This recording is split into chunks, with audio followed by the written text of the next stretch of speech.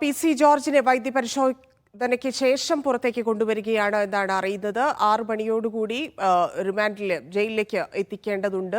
വൈദ്യപരിശോധന പൂർത്തിയായി എന്നറിയുന്നു. PC ജോർജിനെ പരിശോധനയ്ക്ക് ശേഷം ഇപ്പോൾ കൊണ്ടുപോവുകയാണ്. പോലീസിന്റെ കസ്റ്റഡിയിലാണ് നിലവിലുള്ളത്. ചോദ്യം ചെയ്യലുകൾ നടക്കുന്നുണ്ട്. അതിനുശേഷമാണ് വൈദ്യപരിശോധനയ്ക്ക് എത്തിച്ചിരിക്കുന്നത്. ഇനി നേരെ പാലായിലെ ജയിലിലേക്ക് PC ജോർജിനെ കൊണ്ടുപോകും. 14 ദിവസത്തെ റിമാൻഡാണ്.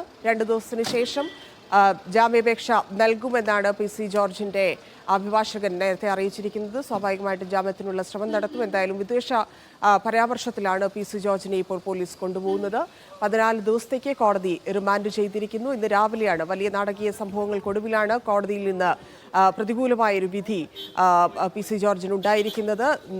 നേരത്തെ ഉണ്ടായിരുന്ന കേസുകളും ജാമ്യവ്യവസ്ഥ ലംഘിച്ചതും ഉൾപ്പെടെയുള്ള കാര്യങ്ങൾ ചൂണ്ടിക്കാണിച്ചാണ് പ്രോസിക്യൂഷൻ ഇത്തരത്തിൽ റിമാൻഡിലേക്ക് കാര്യങ്ങൾ കടന്നിരുന്നത്. ജോസി ബാബു ചേരുന്നുണ്ട്. ജോസി, വൈദ്യപരിശോധന പൂർത്തിയായിരിക്കുന്നു. ഇനി എന്തൊക്കെ നടപടികളാണ്, എപ്പോഴാണ് ജയിലിലേക്ക് എത്തിക്കുന്നത്?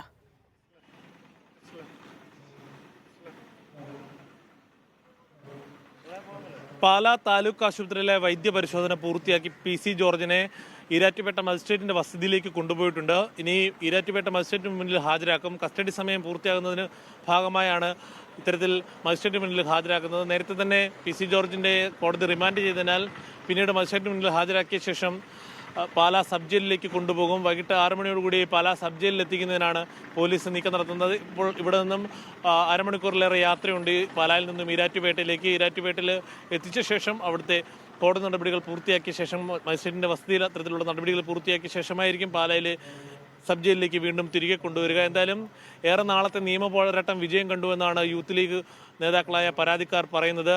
കാരണം ഇത് മതനിരപേക്ഷതയ്ക്കും ജനാധിപത്യത്തിനും വേണ്ടിയുള്ളൊരു പോരാട്ടമായിരുന്നു. അതിൽ വിജയം കണ്ടിരിക്കുന്ന ഒടുവിൽ PC ജോർജിനെ ജയിലറയ്ക്കുള്ളിലേക്ക് എത്തിക്കുന്നതിന് നിയമ പോരാട്ടം വിജയകരമായി നടത്താൻ കഴിഞ്ഞു എന്നാണ് പരാതിക്കാരനായ മുഹമ്മദ് ഷിഹാബ് പ്രതികരിച്ചത്. കഴിഞ്ഞ ജനുവരി 5-നാണ് ചാനൽ ചർച്ചയിൽ വിവാദമായ പരാമർശം PC ജോർജ് നടത്തിയത്. ഇന്ത്യയിലെ മുഴുവൻ മുസ്ലിങ്ങളും വർഗീയവാദികളാണെന്നും അവർ പാകിസ്ഥാനിലേക്ക് പോകണമെന്നുമായിരുന്നു PC ജോർജിന്റെ വിവാദ പരാമർശം. നിരവധി പരാതികൾ ഉയർന്നു. ഒടുവിൽ യൂത്ത് ലീഗിന്റെ പരാതിയിൽ ഈരാറ്റുപേട്ട പോലീസ് കേസെടുത്തു.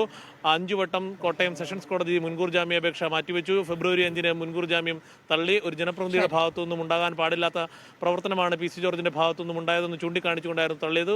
പിന്നീട് ഹൈക്കോടതിയും തള്ളിയതിനു ശേഷമാണ് പിന്നീട് ഇന്ന് കോടതിയിലെത്തി PC ജോർജ് കീഴടങ്ങിയതും തുടർന്ന് കോടതി റിമാൻഡ് ചെയ്തതും മറ്റു നടപടികളിലേക്ക് കടക്കുകയും ചെയ്തത്. ധന്യ. ശരി ജോസെ.